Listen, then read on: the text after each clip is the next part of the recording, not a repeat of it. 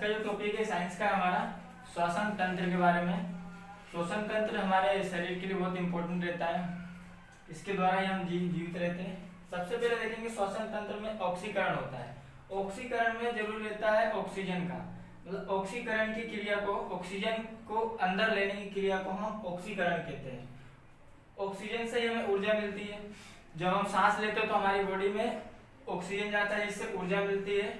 और ब्लड जो होते हैं, ब्लड की सहायता से हमारे सेल्स तक, मतलब कोशिका तक जाते हैं एयर, हवा जो जाती है ऑक्सीजन, उससे हमें ऊष्मा मिलती है। अब इसमें देखते हैं हम श्वसन अंग जो होते हैं, हमारे सबके अलग अलग श्वसन अंग होते हैं। जैसे पहला है स्तनधारी। स्तनधारी में मानव आते हैं। मानव जो फेफड़े से सांस लेते हैं, लंग से सांस लेते हैं। कई लोगों को लगता है कि हम लोग सांस जो है नाक से लेते हैं, नाक से नहीं लेते। नाक जो है ये हमारा एक रास्ता है, सांस लेने का रास्ता है, लेकिन जहाँ सांस लेते हैं, जहाँ जाके हमारा वायु स्टोर होता है, वो फेफड़ा, लंग्स बोलते हैं उसको।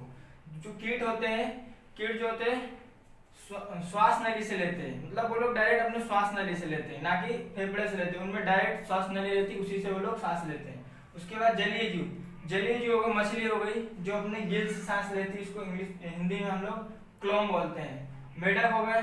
अब मेढक जो होते हैं, मेढक तीन जगह से सांस लेते हैं। पहले जो मेढक होते हैं जो मिट्टी में रहते हैं, जब मिट्टी में अपना जगह बना के रहते हैं, वो त्वचा से, अपने स्किन से सांस लेते हैं।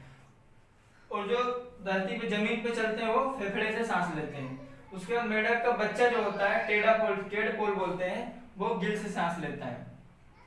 अब थोड़ा श्वासोच्छ्वासन के बारे में देखते हैं। ब्रीदिंग बोलते हैं, सांस लेने और छोड़ने की क्रिया को हम लोग ब्रीदिंग बोलते हैं। निश्वासन यानी सांस अंदर लेना, और निह दो बिंदी लगेगा तो मतलब नी हो गया, मतलब बाहर छोड़ना सांस को।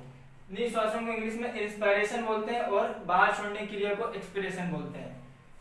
निश्वासन में हम ऑक्सीजन जो नाइट्रोजन जो है 78% लेते हैं, अंदर 78% लेते हैं। उसके बाद ऑक्सीजन जो है 21% जाता है, और कार्बन डाइऑक्साइड जो CO2 हमारे अंदर 0.03% जाता है। उसके बाद निश्वासन में जब हम सांस ले लेते हैं, उसके बाद जब सांस छोड़ते हैं, उसमें नाइट्रोजन जो है जितना हम लेते हैं उतना ही हम छोड़ते भी है। 78% लेंगे ही, और 78% में नाइट्रोजन गैस को हम छोड़ते हैं।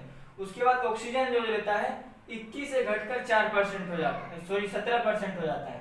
21 से 17% हो जाता है। उसके बाद CO2 जो है, जो 21 से 17 हो जाता है, जो 4% है, जो CO2 में जुड़ जाता है। श्वसन मार्ग देखिए, ये वाला जो है बोर्ड एग्जाम में काफी बार क्वेश्चन पूछा गया है।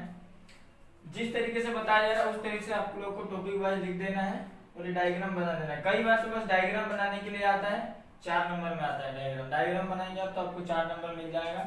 और अगर वर्णन करने के लिए आएगा तो सबके बारे में थोड़ा थोड़ा सा, जितने भी मैंने हेडिंग यहाँ लिखी है, आप थोड़ा थोड़ा सा लिख देंगे तो आपको पूरे 4 में 4 मार्क्स मिल जाएंगे। श्वसन मार्ग क्या कहते हैं? वायु जिस मार्ग से अनुसरण करती है उसे हम लोग श्वसन मार्ग कहते हैं। श्वसन मार्ग का पहला रास्ता हो जाता है नासा छिद्र होता है। नासा छिद्र इसको बोलते हैं, नाक के द्वारा वायु अंदर जाती है। इसमें छोटे छोटे देखे होंगे हम लोग बाल रहते हैं, बाल जो रहते हैं, इसमें वायु और जो हमारे प्रदूषण वाले कण होते हैं जो अंदर जाते हैं, उनको क्या करते हैं, बाल रोक लेता है। उसके बाद दूसरा होता है नासा कपाट। नासा कपाट ये रहता है जिससे जो ऊपर वाला देखोगे, ये बचपन में कभी आपको किसी ने मारा हो रहा होगा तो चोट लगा, बहुत तेज चोट लगता है। नासा कपाट, यहाँ पे एक म्यूकस नाम का चिपचिपा पदार्थ पाया जाता है, जो क्या करता है, अगर जो वायु रहता है बचा हुआ अंदर नहीं जा पाता, मतलब अंदर नहीं जा पाता, कण जो रहते हैं प्रदूषित, उसको क्या करता है, नासा कपाट रोक लेता है। कभी देखोगे आप लोग नाक साफ करते हैं तो चिपचिपा पदार्थ निकलता है, वही म्यूकस से बन जाता है। उसके बाद है ग्रसनी। ग्रसनी को हम लोग फेरिंग्स बोलते हैं।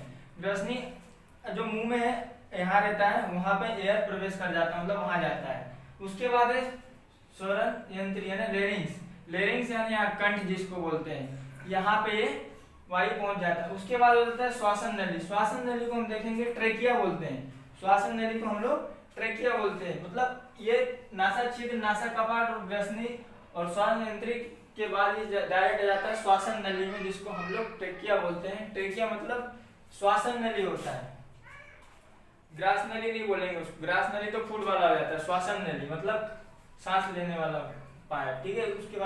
उसके बाद आता है ब्रेंकी।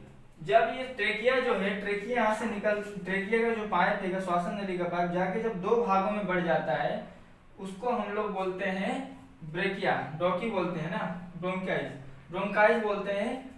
दो भागों में बंटने को हम लोग ब्रोंकाइज बोलते हैं। तो एक साइड जब ये यहाँ पे रहता है इसको हम ब्रोंकाइज बोलते हैं, दो भागों में बट गया इसको ब्रोंकाइज बोलेंगे, इसके एक भाग को ब्रोंकाइज बोलेंगे। और ये जो यहाँ से जो भाग और बटा है इसमें ब्रोंकाइज बटने के बाद और भागों में बटने को हम ब्रोंकियोलेस बोलते हैं, ब्रोंकियोलेस।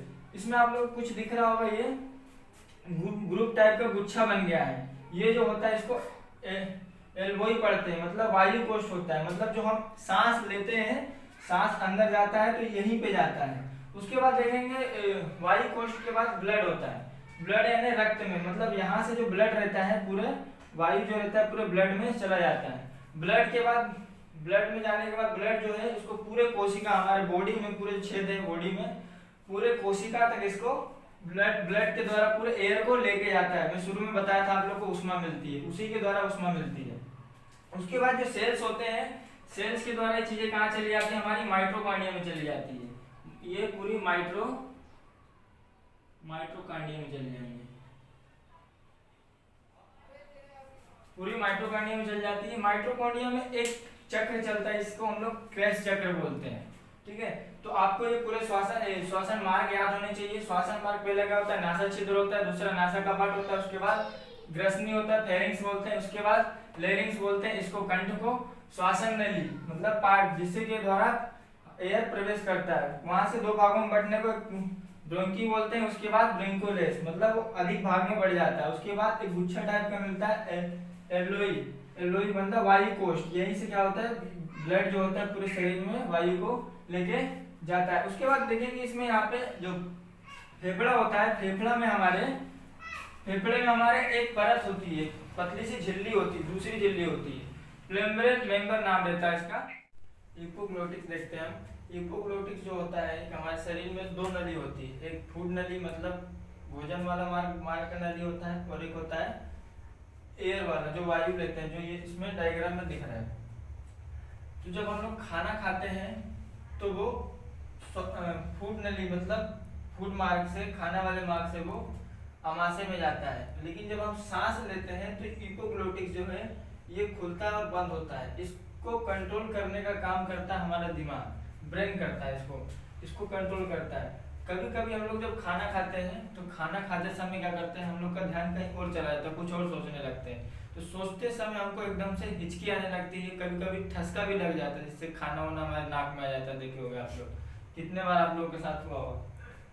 तो ये इसी के कारण होता है, इपोग्लोटिक्स के कारण। जब हमारा दिमाग कहीं व्यस्त हो जाता है तो ये जो हमारा दिमाग कंट्रोल कर रहा है इस इपोग्लोटिक्स को, ये भूल जाता है कि इसको खोलना भी है, तो ये इसको खोल देता है। जैसे हम खाना खा रहे हैं तो इसको ये खोल देगा, तो ये जाके एयर वाले में चला जाएगा। तो जब एयर वाले में जाएगा तो फेफड़ा जो है इसमें वायु कोष्ठ है, जब इसमें आएगा तो ये बोलेगा ये तो मेरे काम की चीज ही नहीं, क्योंकि जो फेफड़ा है उसमें क्या जाता है, एयर जाता है, वायु जाता है, ऑक्सीजन जाता है। तो क्या करता है, इसको वापस ढकेल देता है, बाहर की ओर ढकेलता है। जब ढकेलता है तो हम लोग को एकदम से हिचकी या ठसका लग जाता है, हमारे नाक में खाना वाना का मात्रा आ जाता है, हमारे मुंह से सरक जाता है। अब इसमें एक चीज देखेंगे कब से कि जो डायाफ्रेम है इसका काम क्या है। इसका काम जो रहता है, डायाफ्रेम का सांस लेने में हमें काम करता है। देखो जब हम खींच लिए तो इसको पुश करता है, सांस ले लिए, जब छोड़ेंगे हम तो पुश करने के लिए डायाफ्रेम का काम होता है। क्योंकि फेफड़े के पास इतनी ताकत तो रहती नहीं है, बची नहीं रहती है कि जब खींचेंगे तो वापस उसको पुश कर सके। तो इसीलिए डायाफ्रेम का यही काम होता है। कभी कभी कितने लोग एक्सीडेंट होता है, देखे होंगे आप लोग, कहीं चोट नहीं लगा था, हड्डी में नहीं लगा, हाथ में नहीं लगेगा, पाँव में, रिब्स में लगा नहीं लगेगा। कभी कभी क्या होता है, एक्सीडेंट जब होता है तो डायाफ्रेम हमारा टूट जाता है, जिससे कि लोगों की मृत्यु हो जाती है। क्योंकि इसका काम क्या होता है, सांस को छोड़ने का काम करता है। और अब आप लोग सोच रहे होंगे जो गर्भवती महिला होती है इनमें डायाफ्रेम का, क्योंकि बच्चा रहता है, पेट खुला रहता है, तो डायाफ्रेम वहाँ पे काम नहीं करता। वहाँ पे जो गर्भवती महिला रहती है ना, वहाँ पे उनका रिब्स काम करता है। मतलब रिब्स से वो लोग सांस को ऊपर नीचे मतलब पुश करती हैं, लेना छोड़ने का काम उनका रिब्स से होता है। थैंक यू दोस्तों, मैं उम्मीद करता हूँ कि आप लोग को ये जो मेरा श्वसन तंत्र का चैप्टर है समझ में आया होगा। इसके बारे में डीपीपी हो गया और पीडीएफ जो होगा आप लोगों को मैं डिस्क्रिप्शन में दे दूंगा। आप वहाँ से जाके डीपीपी को प्रैक्टिस कीजिए और इस टॉपिक के बारे में कोशिश करूँगा आप लोग की ऑब्जेक्टिव लाने के लिए, जो टेंथ लेवल का होगा। आपको 10th में इतना चीज़ आप लोग को बनाना है, ये ज़्यादा इंपॉर्टेंट नहीं है, ये थोड़ा सा एडवांस है 10th के हिसाब से। ये आपको डायग्राम बनाना है, इसको एक्सप्लेन करना है। मिलते हैं नेक्स्ट वीडियो में, धन्यवाद।